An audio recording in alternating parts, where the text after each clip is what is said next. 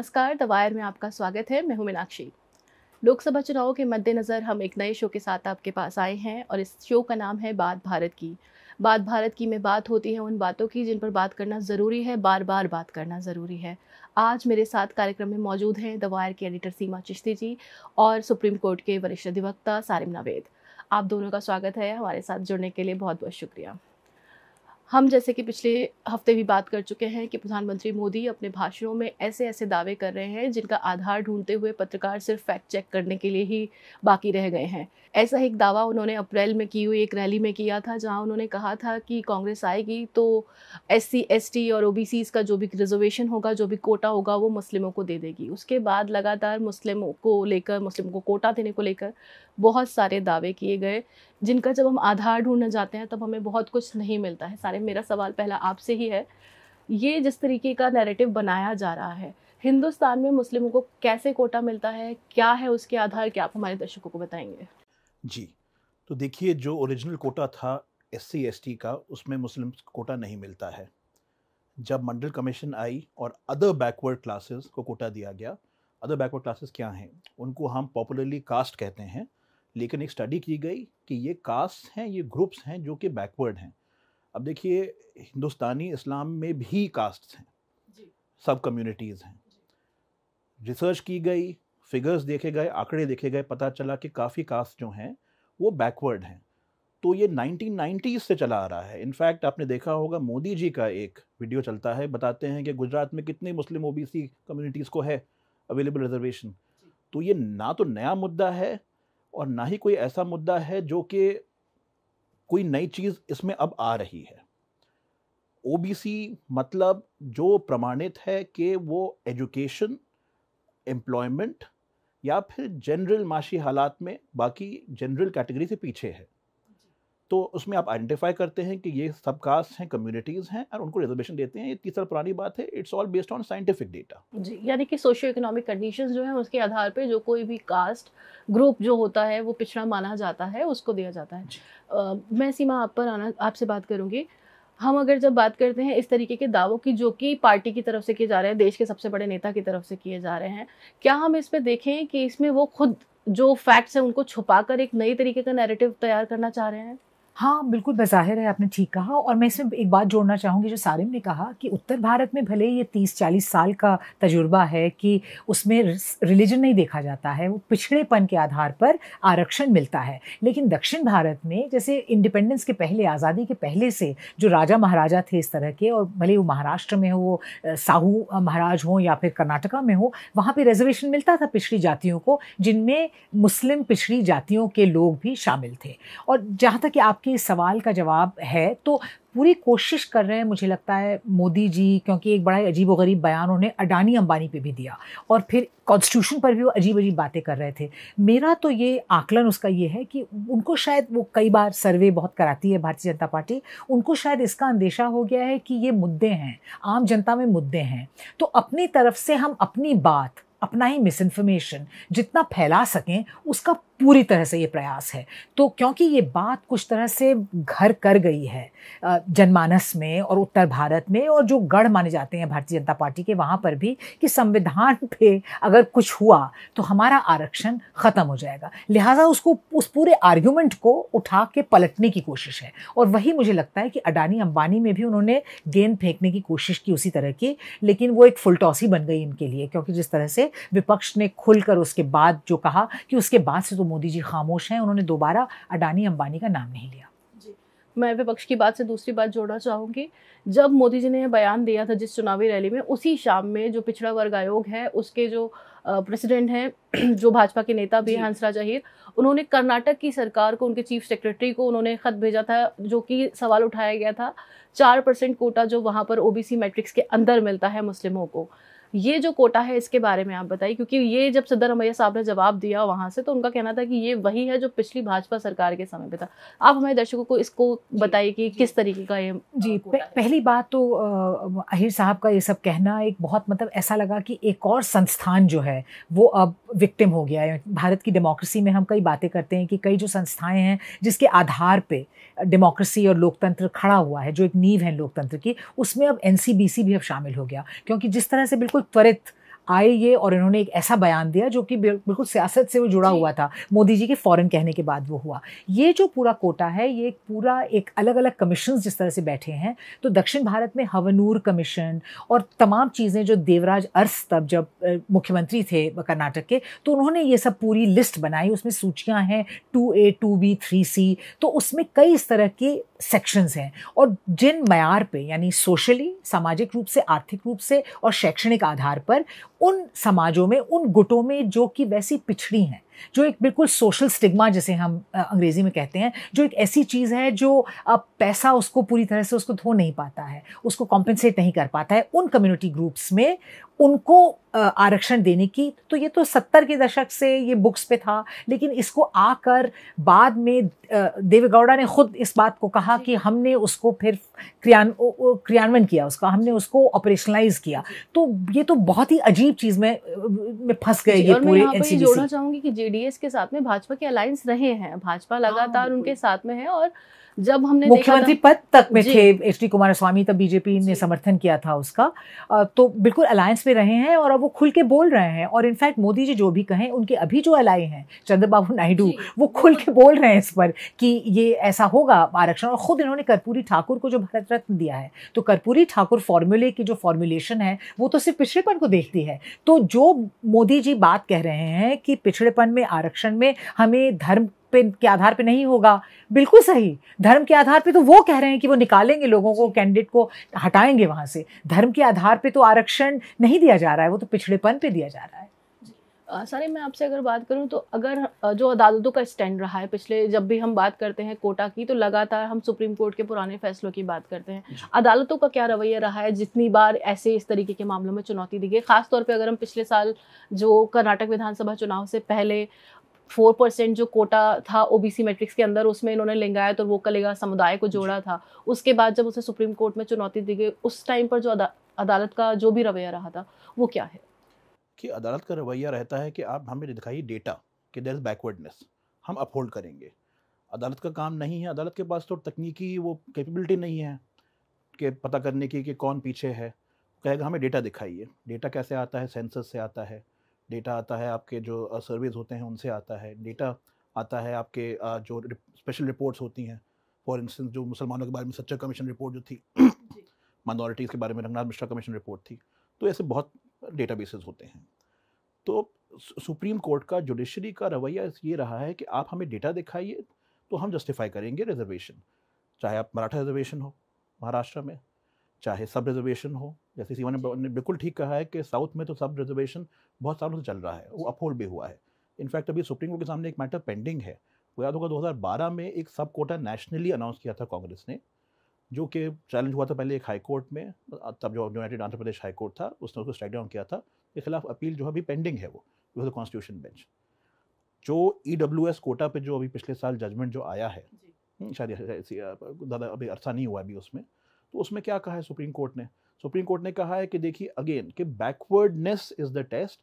अब पहले कहते थे कि सिर्फ आपके पास एक इनकम लेवल नहीं होना इज़ नॉट बैकवर्डनेस, अब तो वो भी आ गया है।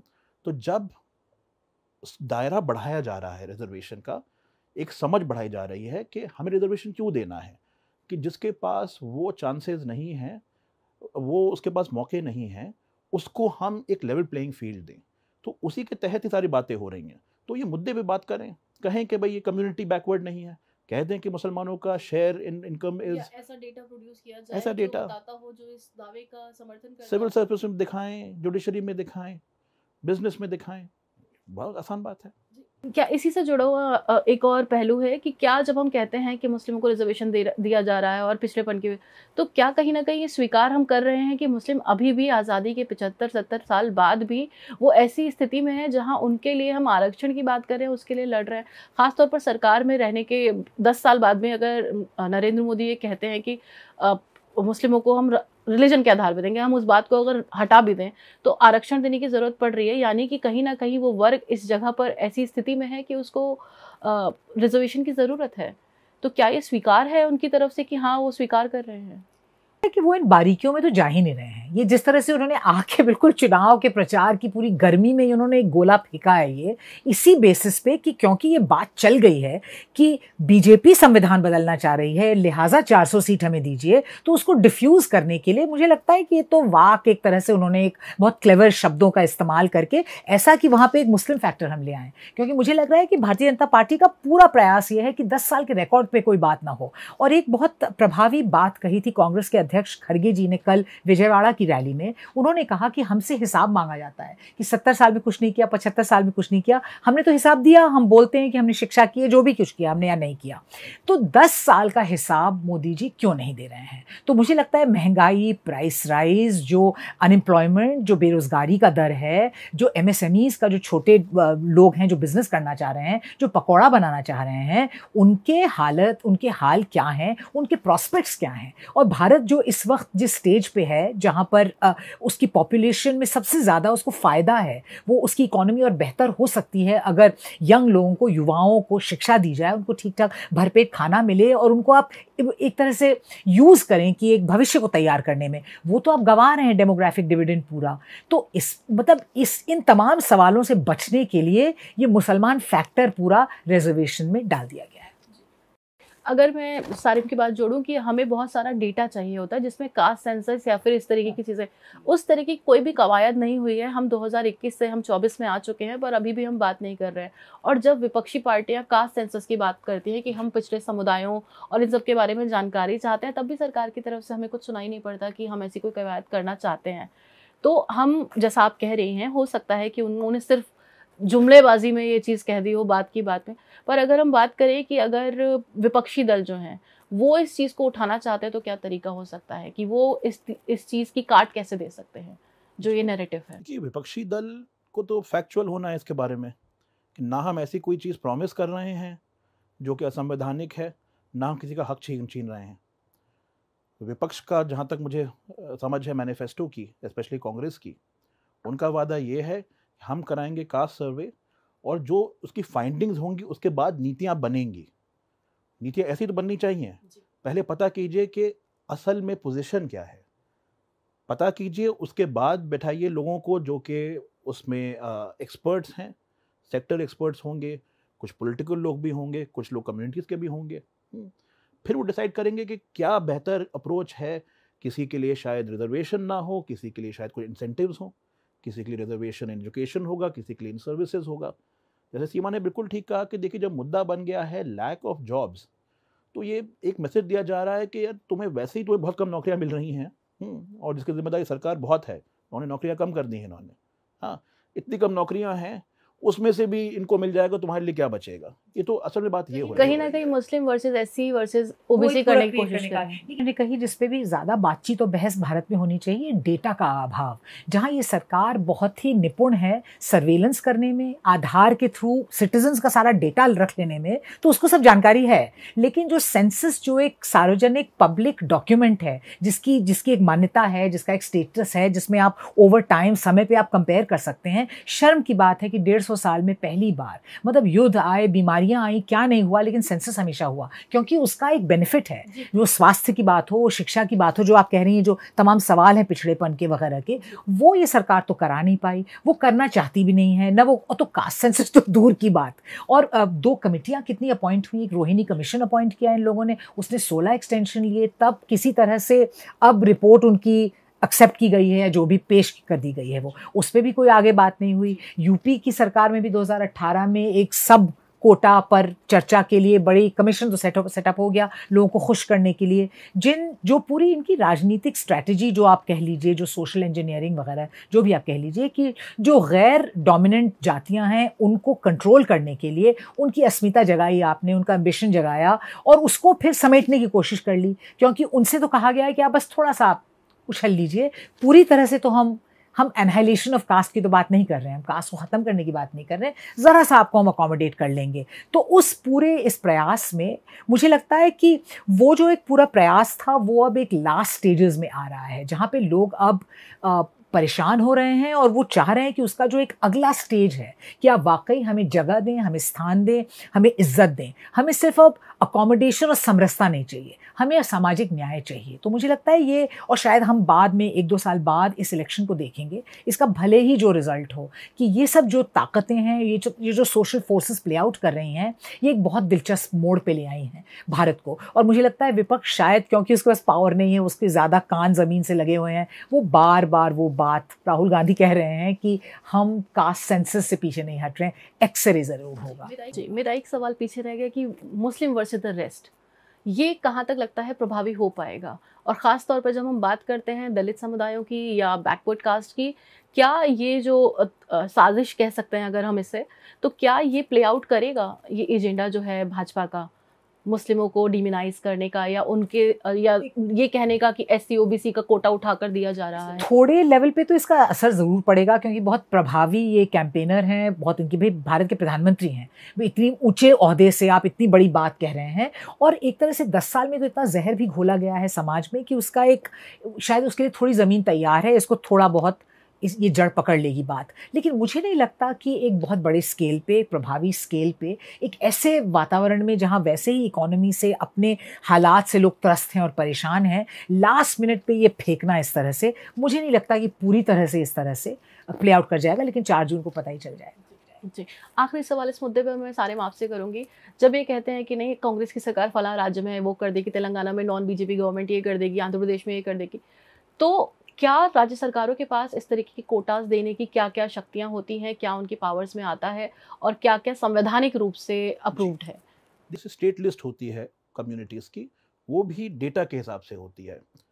आपकी community, you may be a reserve category in one state, not in the next one. एक आप स्टेट में होंगे रिजर्व कैटेगरी में, दूसरे में नहीं होंगे, तो स्टेट का पास पूरा पावर है। और जैसे तेलंगाना में है एक सब कोटा, कर्नाटका में ओबीसी कम्युनिटीज़ हैं, तमिलनाडु में है, गुजरात में है, पूरे देश में है, यूपी में है, जी, बिहार में है, पर हर जगह हम देखते हैं कि वो सारे सब कोटाज में आते हैं, जो कि ओबीसी में या फिर बैकवर्ड कास्ट में, बिहार के मामले में तो ईबीसी भी है वहाँ पर, तो उसमें आता है। तो स्टेट गवर्नमेंट्स के पास में ये पावर है कि वो दे सकते हैं, बट दैट शुड बी, वो संविधान के अनुसार होगा। जी हाँ, तो आंध्र प्रदेश का तो सब कोटा हैज बीन, अभी तो वो चल रहा है। एक प्रकार से जैसे जो स्टेट लिस्ट होती है वो खास उस राज्य के हिसाब से होती है, लिहाजा तमिलनाडु में जिस तरह से स्टेट लिस्ट का, वहाँ पे आरक्षण पहला वो एक ऐसा राष्ट्र जिसके लिए पूरा शेड्यूल लाया गया कि जहाँ पे आरक्षण 90% हो गया था, क्योंकि उनका अपना आकलन अपनी स्टेट लिस्ट के हिसाब से। और आई थिंक, मुझे लगता है कि केंद्र तब सेंट्रल लिस्ट के संदर्भ में ज्यादा आता है ना चर्चा में। बिल्कुल, केंद्र अपनी अलग लिस्ट बनाता है, लेकिन स्टेट लिस्ट भी संविधान के हिसाब से ही बनती है, जाहिर सी बात है, उसको कोई भी चैलेंज कर सकता है। और बिल्कुल, हाँ बिल्कुल, हर चीज, हाँ वैसे। लेकिन उसकी तो भाजपा, तो अगर हम बात करते हैं चैलेंज के लिए खुला हुआ है, तो अगर किसी भी स्टेट में लगता है जिसे लेकर कोई भी भाजपा का बड़ा नेता, बड़े से बड़ा नेता दावा करता है, तो ये अदालतों में क्यों नहीं पहुंच पाता है फिर? अगर इतनी जुमले में बस खुद इतनी मतलब ऊर्जा होती है, जुमला यहीं तक जा सकता है, शायद अदालत की सीढ़ियों पे, जिससे आप ज्यादा वाकिफ हैं, जाके वो बेचारा लड़खड़ा के गिर सा जाता है जुमला। अदालत तो पूछेगी ना, पूछेगी आपने कह दिया है कि ये सब कोटा आ रहा है, कहाँ पे आ रहा है, अगर आ रहा है तो गलत कैसे है, किसके अधिकार को ये वंचित कर रहा है, किसी को बाधित कर रहा है, डेटा दिखाइए कि जिस कम्युनिटी को दिया है उसके पास तो 10% IAS ऑफिसर्स हैं, हाँ, पॉपुलेशन 4% है, रिप्रेजेंटेशन 10% है, हाँ, आपके पास बिलियनर्स उसके पास 50 हैं। अगर डेटा ऐसा है तो दिखाइए। तो यहाँ पे ये बात नहीं कर रहे कि मुस्लिम बैकवर्ड नहीं है, सिर्फ डराना चाह रहे हैं कि भाई आपकी जो 5-10 नौकरी भी आपको मिल रही है, उसमें से 2 अगर उधर चली गई, और इसको आपको अटैच करना है वो भैंस के साथ भी, वो कि आपकी एक भैंस ले जाएगी, आप आदिवासी हैं तो आपका कुछ वो आपके फॉरेस्ट प्रोड्यूस ले जाएगी। लेकिन एक बहुत अच्छी बात किसी लेखक ने, शायद हमारे उसमें छपा था, वायर में ही छपा था लेख, कि भैंस की बात करके मोदी जी सबसे करीब आए हैं बिल्कुल ज़मीन की बात, ज़रा सा रोटी कपड़ा मकान। तो भैंस का उन्होंने जो लेख किया वो बहुत सराहनीय है, क्योंकि भाई कम से कम किसी तरह से ज़मीन पे तो उतरे मोदी जी, नहीं तो सिर्फ इस तरह की बातें और बस अपने 10 साल के रिकॉर्ड से बचने के लिए। लेकिन भैंस का जिक्र ठीक था, क्योंकि लोग अचानक कॉन्शियस हो गए, और उससे पूरी जो ये आवारा पशु वाला जो मसला है उत्तर प्रदेश में, पर कितने लोगों के पास भैंस है, कितने लोग भैंस बिल्कुल अफोर्ड करने की वही मतलब वो एसेट्स पे तो उन्होंने कम से कम बात तो इस की, पर सिर्फ कटाक्ष ही किया जा सकता है, उसके अलावा और कुछ किया नहीं जा सकता। दूसरा मुद्दा जो रहा है वो है बसपा का। आकाश आनंद को मायावती ने, बसपा सुप्रीमो जो है, उन्होंने अपने उत्तराधिकारी के पद से और जो नेशनल कोऑर्डिनेटर थे उससे हटा दिया। आकाश पिछले कुछ समय से बहुत आक्रामक होकर स्पीचेस दे रहे थे। उनकी एक स्पीच को लेकर एफआईआर भी हुई थी। उस स्पीच में उन्होंने आतंकवादियों की सरकार, तालिबान और इस तरीके से कंपेयर किया था भाजपा को। ये जो पूरा मसला हुआ है, हम लगातार देख रहे हैं पिछले कई सालों से कि बसपा के ऊपर आरोप लगता है कि they are siding with Bhajpa. ये क्या उस चीज़ को, उसकी पुष्टि करता है, तस्दीक हो गई है क्या इस डेवलपमेंट से? देखिए, एक पॉलिटिकल पार्टी के बहुत कंपल्शंस होते हैं, अंदर क्या मीटिंग हो रही है उसमें हमें नहीं पता, लेकिन ये जाहिर बात है कि एक युवा नेता, और वो मायावती जी का सगा भी है, को कुछ सोच समझ के इन्होंने ये पोजीशन दी है।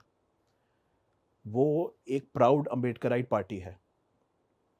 वो जो उन्होंने कहा, आकाश आनंद ने कोई भी पार्टी आइडियोलॉजी के खिलाफ नहीं कहा। अक्सर इंडिया में एक एक्सक्यूज़ मिल जाता है कि आप एंटी पार्टी एक्टिविटी कर रहे थे, उनके खिलाफ ये कोई नहीं कह रहा है। तो जब, जहाँ तक मुझे ध्यान है, उस ट्वीट का जिसमें उन्होंने अनाउंस किया था कि मैं इनको उस पोस्ट से अभी हटा रही हूँ, और बाद में लेकिन ऑफ कोर्स इनको मैच्योर होंगे, डेवलप होंगे, इनको हमारे साथ ही हैं ये, उसमें कोई ऐसा नहीं कहा गया कि इन्होंने कोई हमारी पार्टी को नुकसान पहुंचाया है, पार्टी लाइन के खिलाफ बोला है, या पार्टी के इंटरेस्ट को बर्बाद किया है।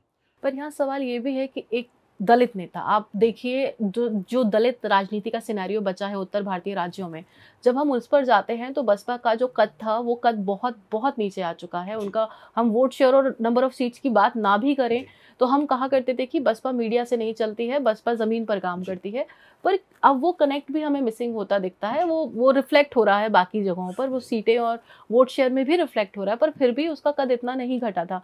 ऐसे में एक नेता आता है जो कि बसपा सुप्रीमो के घर से है, वो आकर कमांड संभालता है, वो आकर आक्रामक होता है, वो आकर बिल्कुल विपक्षी दल जैसे करते हैं, उनकी भाषा के ऊपर सवाल उठाए जाते हैं, वो उठ सकते हैं, वो युवा नेता हैं। अक्सर बहुत सारे नेता कई बार जज्बाती भी हो जाते हैं, कैरिड अवे हो जाते हैं, वो बोल सकते हैं। इसके लिए उन्हें बताया जा सकता था, वो पार्टी सुप्रीमो है मायावती, वो कह सकती थी कि और मुझे लगता है इसको हमें और डेवलपमेंट्स के साथ जोड़ के देखना चाहिए। जो आपने कहा, एक तो बसपा सक्रिय नहीं है भाई पहले ही, और ये बिल्कुल स्पष्ट है। मैंने खुद बतौर रिपोर्टर के मायावती जी की रैली कवर की और मुझे समझ में नहीं आया कि रैली शुरू हो गई। लोगों का नहीं हो गई है, क्योंकि एक कुर्सी थी जिस पे बहन जी बैठी थी और बाकी सब लोग बैठे थे। तब वो समझा रही थी कि बटन कैसे दबाना है आपको हाथी के चुनावी चिन्ह पे। खामोशी से लोग सुनते थे, 2 नारे लगे, खत्म। लेकिन बहुत प्रभावी और बड़ी उनकी पकड़ थी अपने समाज पे और अपने वोटर बेस पे।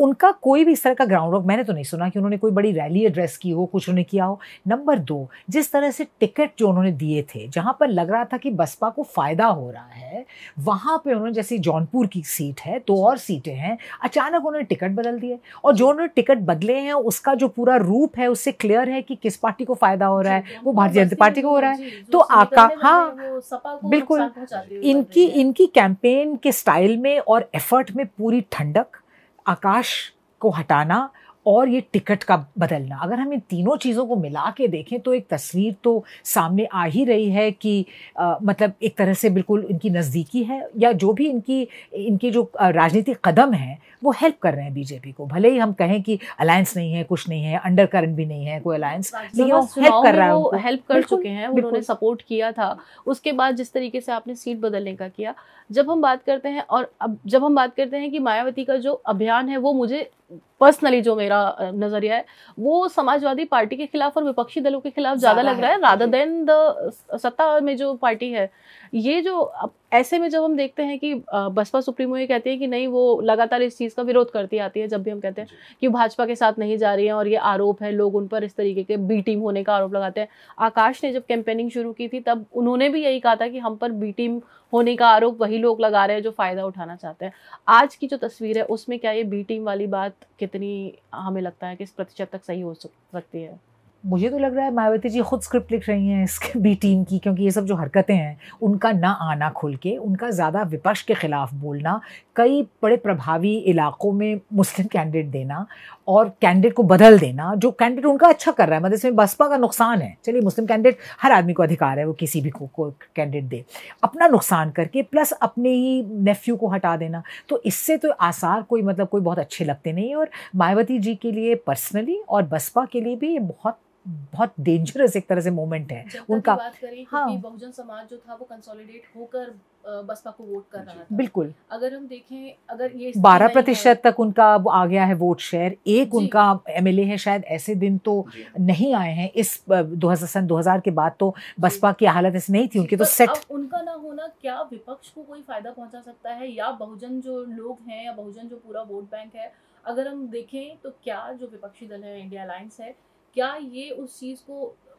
उन तक पहुंचेंगे वो वोट्स, या फिर वो भाजपा की तरफ जाएंगे?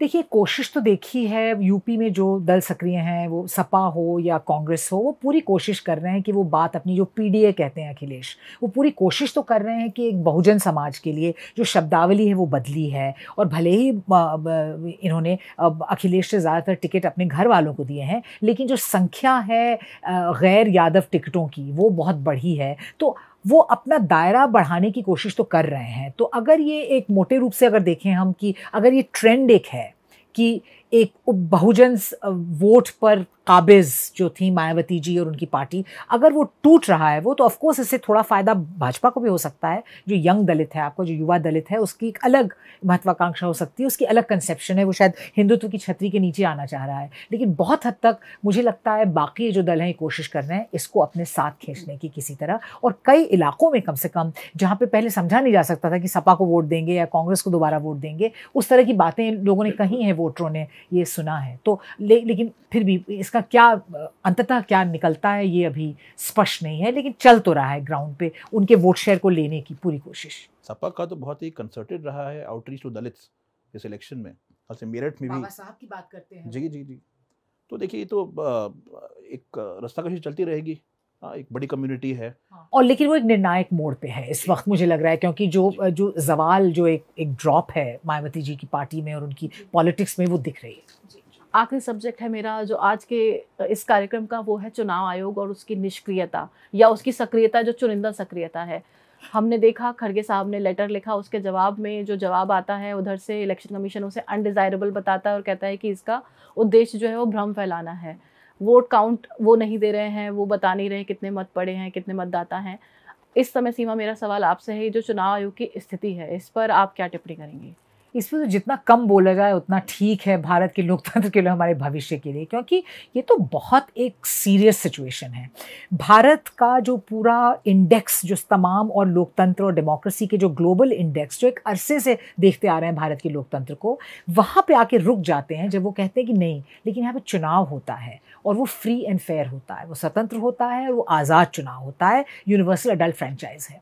अगर आप इस बेसिस को, उसकी क्रेडिबिलिटी को, उसकी विश्वसनीयता पर आप मारेंगे, इलेक्शन कमीशन जिस तरह से बिहेव कर रहा है, तो ये एक इंस्टीट्यूशनल कोलैप्स जो है ये भारत को बहुत हिट कर रहा है। तो ये बहुत गजब, जैसा आपने कहा कि उनकी भी चुनिंदा एक सक्रियता है, और ये शायद इतिहास में पहली बार हुआ है कि नोटिस दिया जा रहा है पार्टी प्रेसिडेंट्स को, आप नाम नहीं लेने को तैयार हैं जिसके खिलाफ आप कंप्लेंट गई हैं, 11 कंप्लेंट्स दी गई हैं। इतिहास भी तो है, जब उन्होंने शायद उसी को लेके, हाँ, वो जिसको कहा जाता है कि भाई जो अगर वो करेगा तो फिर वो होगा कि तमाम ईडी आएगी, ये होगा, और आपको बिल्कुल फोर्स कर दिया जाएगा कि आप इलेक्शन कमीशन छोड़ दें। तो आप सही कह रही हैं कि शायद उसी डर से 3 इलेक्शन कमिश्नर्स इस तरह से फंसे हुए हैं। लेकिन इसमें तो बहुत बुनियादी एक सवाल है कि किस तरह से भारत अपने इलेक्शन कमिश्नर्स को चुनता है। हालांकि पहले भी इसी तरह से चुना जा रहा था, लेकिन जब पिछले साल 3 मई को सुप्रीम कोर्ट ने पूरी तरह से एक प्रक्रिया सुझाई, बनाई, उसके बाद भी आपने चीफ जस्टिस को हटा दिया उस सिलेक्शन कमेटी से, तो 2 उसमें आपका मतलब अब आपकी मेजॉरिटी है, वो एक एग्जीक्यूटिव अपॉइंटमेंट हो जाता है, सरकारी नियुक्ति हो जाती है। फिर वो जो इलेक्शन कमिश्नर जो आप उसको चुन के लाए, वो अचानक 1 हफ्ते पहले चुनाव की घोषणा के वो इस्तीफा दे देता है। कुछ हमें खबर नहीं कि वो आए कैसे, वो गए क्यों, किन हालात में। फिर 2 और आ जाते हैं इलेक्शन कमिश्नर्स और 24 घंटे में चुनाव का ऐलान हो जाता है। तो मुझे लगता है कि इतनी तेज़ी से जो पूरी जो एक सिस्टम है, जो एक रीढ़ थी, जो हमारा क्लेम है कि हम एक world's largest democracy, mother of democracy हैं, उस पर ये बहुत बड़ा धक्का है जिस तरह से इलेक्शन कमिश्नर बिहेव कर रहा है। जो आपने ख़त बताया, जिस तरह की टिप्पणी की गई, और जो एक अशोक लवासा ने एक कपिल सिब्बल के साथ हम वायर में ही बोला था कि चुनाव आयोग इस पे जज होगा कि वो जो विपक्ष है उसको किस तरह से हैंडल कर रहा है, उसकी अपनी विश्वसनीयता बढ़ा रहा है। वो इस पे, माफ़ कीजिएगा, वो रूलिंग पार्टी पे किस तरह से वो एक लगाम लगा रहा है, वो एक लाइन ड्रॉ कर रहा है। वो इस पे नहीं हुआ कि आप कितना बुली कर रहे हो, आप कितना मतलब आप बेइज्जती करा रहे हैं विपक्ष पे। तो ये तो एक पूरा एक उलट सिस्टम इस वक्त की है, और ये बहुत ही मतलब ये बहुत चिंता का विषय है भारत के लिए। अब हम अगर दूसरी बात करें तो जब इलेक्शन कमीशन ने पिछले हफ्ते भाजपा का जो सांप्रदायिक वीडियो था जो बीजेपी कर्नाटक के ट्विटर हैंडल और अन्य हैंडल से ट्वीट किया गया था, चुनाव आयोग ने मतदान खत्म होने का 7 मई को, जिस दिन तीसरे चरण का मतदान पूरा हो रहा है, उस शाम को ट्विटर से कहा जा रहा है हटाइए, पार्टी से फिर भी नहीं कहा गया। इस तरीके की आप इतने सालों से चुनाव को ऑब्जर्व कर रहे हैं, आप देख रहे हैं, आपको क्या लगता है कि इससे पहले इसका कोई भी हमें ऐसा प्रमाण मिलता है कि पहले भी इस तरीके की कोई हरकत हुई थी और उसके ऊपर किसी ने कुछ कार्रवाई नहीं की और उस पर सवाल नहीं उठे? कभी नहीं। देखिए, अगर कंप्लेंट जाती थी इलेक्शन कमीशन को, उस पर ऑर्डर आता था। अगर कंप्लेंट हो रही है कि देखिए ये सांप्रदायिक ऐड है, उन्हें नहीं लग रहा सांप्रदायिक नहीं है, तो ऑर्डर कर दें उस पर, हमने स्टडी किया है फलाना रीज़न की वजह से ये सांप्रदायिक ऐड नहीं है, फलाना स्पीच जो है सांप्रदायिक नहीं है। वो ये नहीं कर रहे, वो ड्रामा कर रहे हैं कि हम पार्टी प्रेसिडेंट को नोटिस इशू करेंगे हम। उस पे भी कार्रवाई के बारे में कोई जानकारी नहीं है उसके बाद में। जब कर्नाटका में सारा काम पूरा हो गया, जी, कर्नाटक में पोलिंग पूरी हो गई थी 7 मई को, उसके बाद शाम में, और शाम में उसी पोलिंग खत्म होने के बाद, तो इसका क्या आप संदेश दे रहे हैं? पिछले जो दिल्ली इलेक्शन हुआ था, ये कपिल मिश्रा के खिलाफ एक ऑर्डर है इलेक्शन कमीशन का कि FIR हो, आज तक FIR नहीं हुई है डिस्पाइट दैट ऑर्डर।